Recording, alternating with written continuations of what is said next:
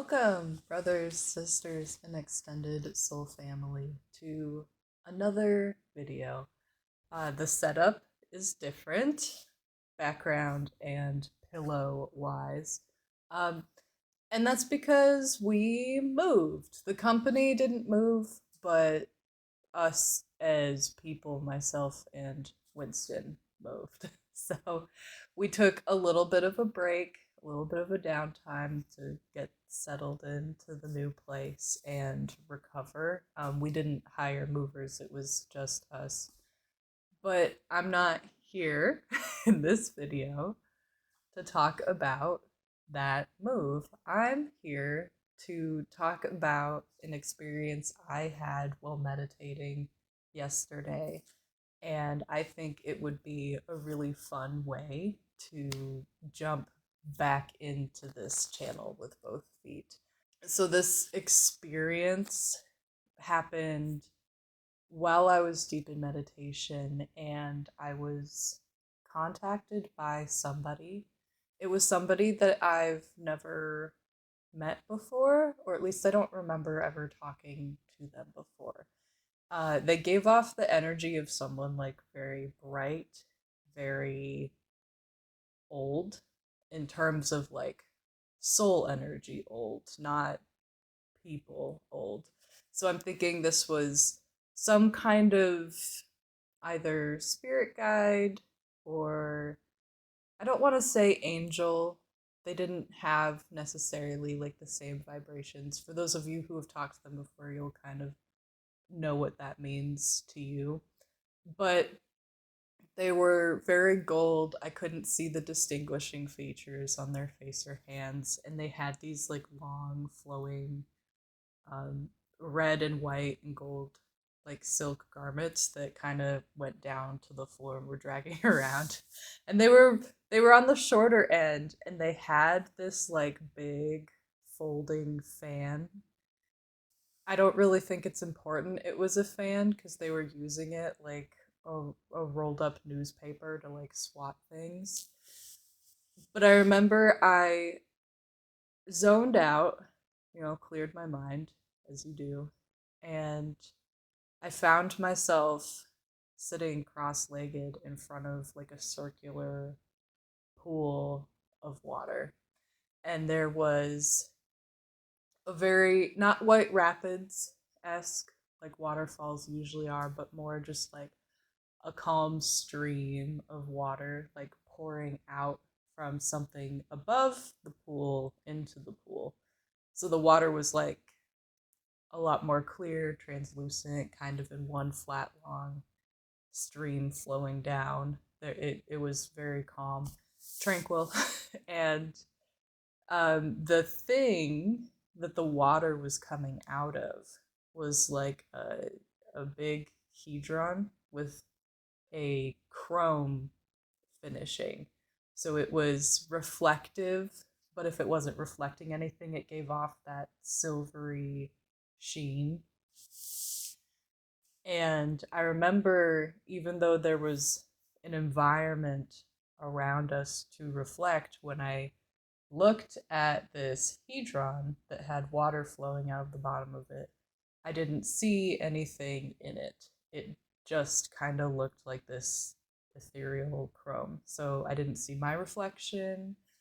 I didn't see the water's reflection. I didn't see the reflection of anything around us, which was some greenery or this other like spirit ethereal guide next to me.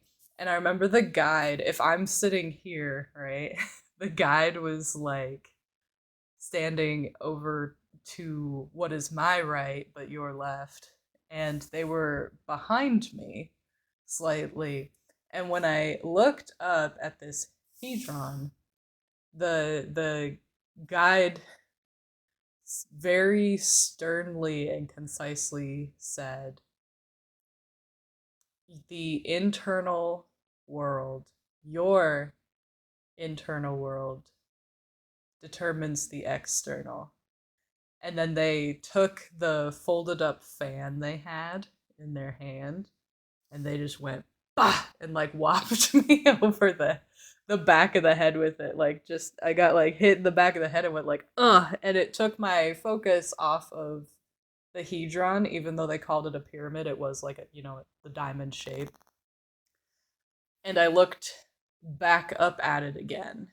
And this time when I looked at it, I could see the reflection of the water that was flowing out of it and like the pond, but I could only see the water reflection. And the guide behind me once again said, your internal world determines your external world. And they clapped me over the back of the head with this fan again. And my vision, like my point of view went down when the back of my head got hit. So again, my focus broke from the hedron. And when I looked back up at it again, I saw the water's reflection. I saw the guides behind me in the reflection. But that was it. So once again, they said your internal determines your external. And they clapped me over the back of the head with the fan again. And this time, when my head was down, instead of looking up pretty quickly, I took a moment to think about what they were saying, and I got another, I guess, a reminder of a lesson, because I've been getting a lot of messages about manifesting and why some people are successful and some people aren't. And the message that this spirit guide was giving me in a very slapstick humor kind of way was that I couldn't see myself in the reflection of this hedron that they called a pyramid, because I hadn't determined who I was yet.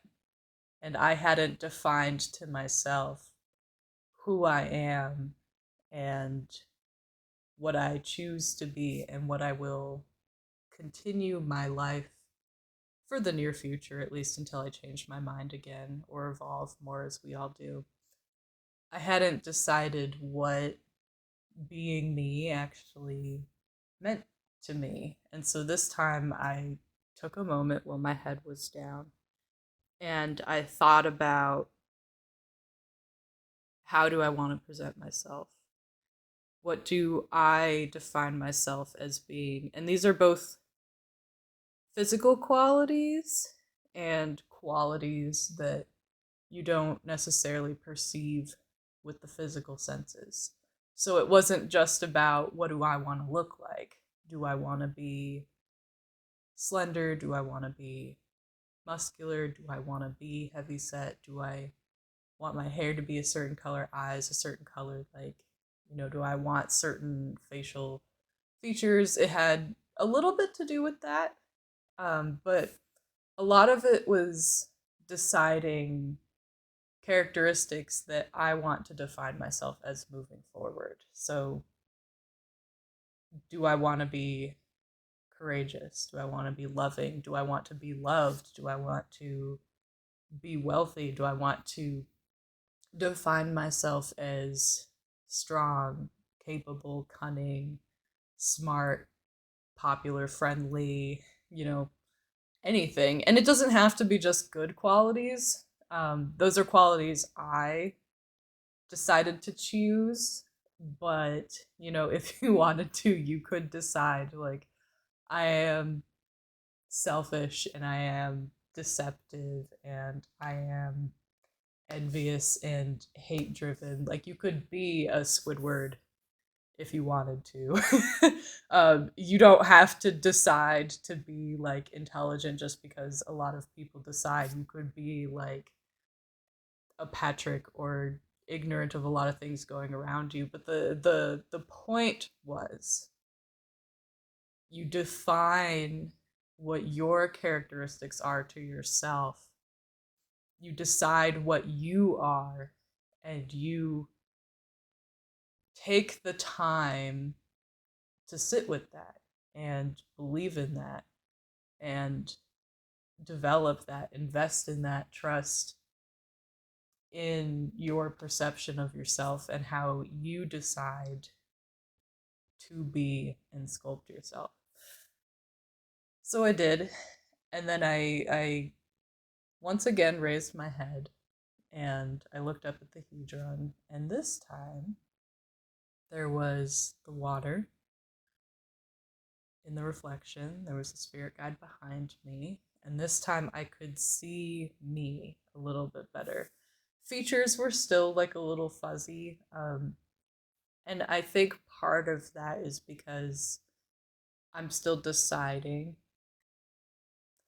what I want to be and developing how well I invest in these characteristics, or to what extent I define these things.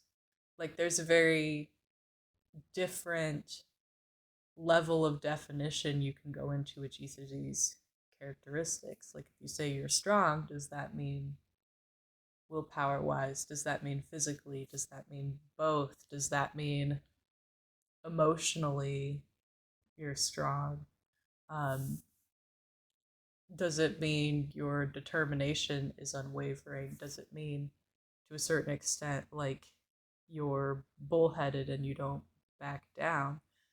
So there's like a lot of different definitions or ways that you can apply certain characteristics to different aspects of yourself. But this time I didn't get whopped over the head with a ban again, because I started to understand what part of their message was. And then I got a couple downloads and a couple visuals from them, reminding me about things that maybe I've heard in like a couple one-off little tidbit messages or interviews with other spiritual workers and masters. And I got like a almost like a cyclical diagram, and there were only 2 points in the cycle, and then there were arrows connecting the two. So there was a top point and a bottom point, and the top point was representing the external world, and the bottom point was representing the, let's see if I can line up my hands on the camera, the internal world. And so for the external world and the internal world, we kind of, it's almost like a feedback loop. And I think some people get stuck when they're trying to manifest. And so even when you go through the motions or you use these techniques that other people swear by or recommend or have seen success with in themselves and or others, everybody's different, and sometimes there are circumstances or ways of thinking and being that make it not impossible but more difficult for you to reach the desired levels of success that you would like to see. And I got a neat little download about this, and I figured I would share it because everybody can hear things differently or perceive things differently. So sometimes hearing the same or similar things through a different way of explaining it or through the flavor of a different personality can be helpful. And that's what this video is dedicated to, is trying to help you out there that will find this useful. So the external world has tangible physical characteristics about it. So you can look around and say, it's cold outside today, it's cloudy, it's rainy. That's my example because it is right now.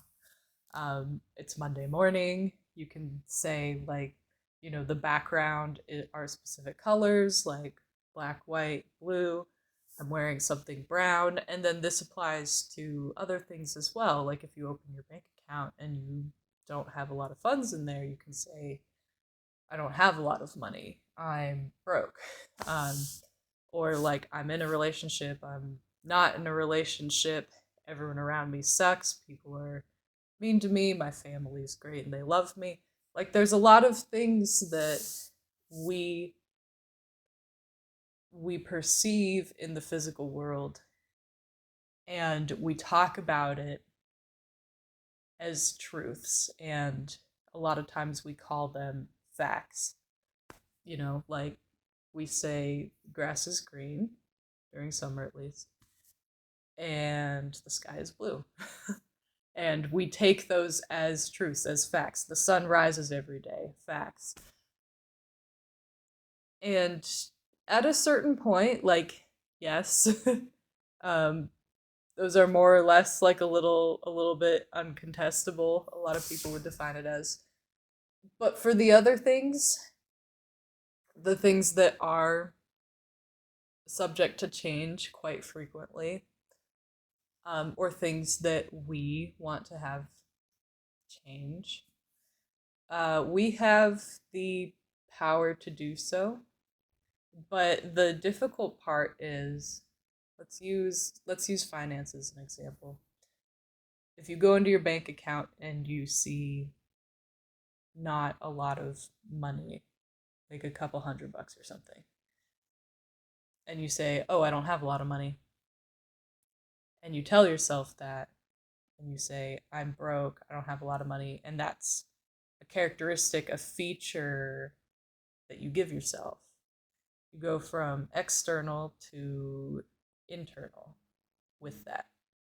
And then, because you're defining that as a feature of you, you're internalizing that, you're believing that, you're reinforcing that. And so now, on an internal level, you believe you don't have a lot of money. So then nothing really changes, and your internal beliefs that do have the ability to impact your external world will continue to influence that, and will continue to stabilize this way of being that has few funds. So you say, I'm broke and I don't have a lot of money. And when you look at your bank account, it still doesn't have a lot of money, and you're like, okay, still broke, nothing changed, I'm broke. And then that gets internalized and it keeps going. A lot of manifestation techniques are meant to have your mind be able to break that cycle in some way. And there's so many techniques by so many different people, or given to you by different people that are available out there. Some behind paywalls and some not.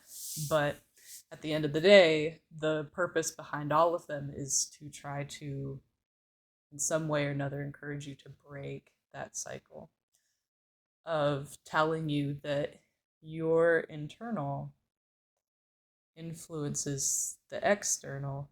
And the trick is to not take the external necessarily as a validation or a hard fast rule or truth or fact of what your internal perception of the world around you is.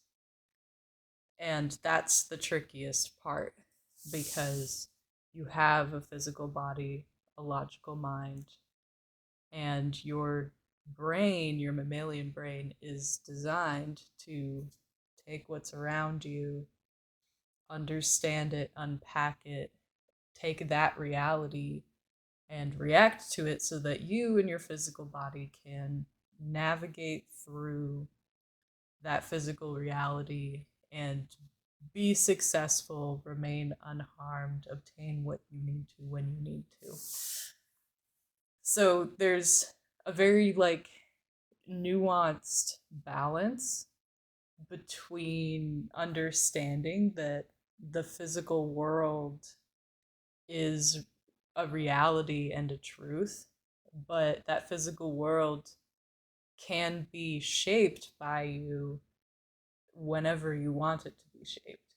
And that becomes with certain contingencies and reasons behind it. So let's go back to the wealth example.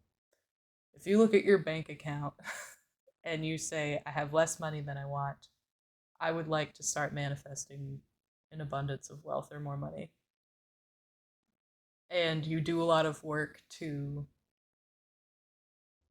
redefine how you see yourself and stop defining yourself as broke, as always having money problems. Depending on your adeptness for manifesting in whatever techniques it is that you use, when you hit that point where you're not just going through the motions, you can feel the feelings, do the visualizations, actually believe that you're not broke, like the situation you're in right now is temporary or a reflection of a past you that you no longer identify with, so your physical will change. You'll start to see those changes, and for everybody it happens on different time frames, more or less gradually. um, there's so many confounding factors for each individual case that I think that's where a lot of spiritual workers can get stuck, is when you make a video like this that's very general, generalized for all of these people out there that might see it. It's really difficult to be able to just say, here's this thing that works for everybody the same way. You do this thing, you say these 3 words, you write down this one sentence 5 times every night for like a month, and all of a sudden you'll have $1 million. And I've seen those before. I have some mixed, potentially controversial opinions about them that we'll save for maybe like another video. But I think because there's so much variation and there are predatory, clickbaity, scammy things, there's a lot of like spiritual snake oil salesmen out there that just want views and your money and attention so they get more money, that they make these big promises and they're not careful with how they say it. So there's this disbelief and this doubt about when people give you manifestation advice. On the other side of things, there are a lot of spiritual masters out there that talk about what has worked for them and other people they've helped or coached.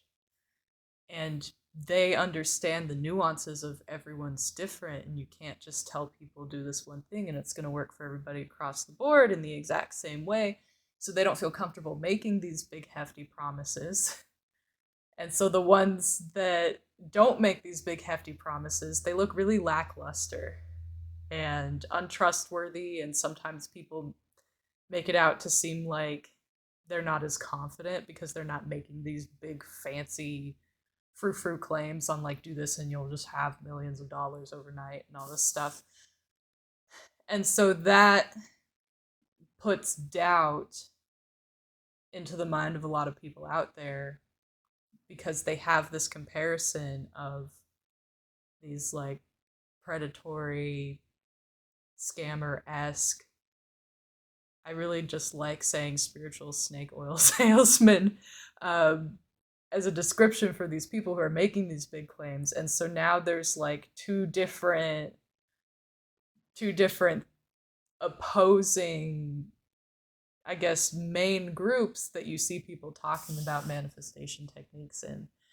And both of them, for different reasons and just existing at the same time, has put a lot of like doubt into those that just want to work on themselves and build the life that would make them feel more fulfilled.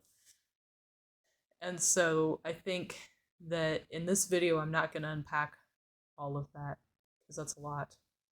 But what I do want to say is that the purpose of me sharing this with you is to help you hopefully understand that regardless of what type of manifestation technique you do or you attempt, or whichever one feels good for you, the levels of success you see are tied to your ability to be able to wholeheartedly believe that whatever you're trying to manifest, you have, and you define yourself as having it. So if you want a lot more money, you wholeheartedly believe that you are rich and wealthy, and the external world around you will catch up to that, will reflect that. And so you flip the ways of thinking so that instead of the external world showing you what is true, you decide what your truths are. And then you understand that the external world will start to reflect that. So when you wholeheartedly believe and are able to subscribe to the idea that your internal world will shape your external world, that's when you have power in shaping your life and understanding what's going on. And the biggest trick is to believe whatever it is that you would like to believe or would like to have. You don't believe that it'll change someday, or when you see a little bit of a change in the positive direction, that means you're doing the right thing. It means you believe that now, regardless of where your external world is at, or if it's changing for better or worse, and however you see that. So it's this unwavering faith in yourself, confidence in yourself, that the external world does not have influence over. So it's putting the power back in you, and that's the part of every human being out there that is divine. And I think that a lot of us have, we haven't practiced our abilities to be divine, our connections with the divine, like our godly aspects that make human beings so powerful. And it makes every single human being powerful, including you. Um, and I think a lot of us in this point and time within like the world and the situations around us, a lot of us are starting to become more sensitive to that and seeking out information or videos like this because we're starting to recognize more as a collective that we have this inherent like divinity and power within us, and we're just ready to start using it for the betterment of us and the world around us and people we care about and the things we're passionate about. And I think that that is really beautiful. So I'm going to leave this video where it is. It'll be like a little introductory download. And later on in this channel, I'll speak more on different nuances to manifestations and manifestation techniques that can help out. So, with that said, now that we're done moving, um, I'll be uploading a lot more often, and this channel will get right back on track where I envisioned it and where I want it to be. So, thank you for listening, and I hope you have a lovely day. And I'm wishing you all the best of luck in whatever spiritual work and growth you're currently doing in your journey. And I will see you next time in a brand new video.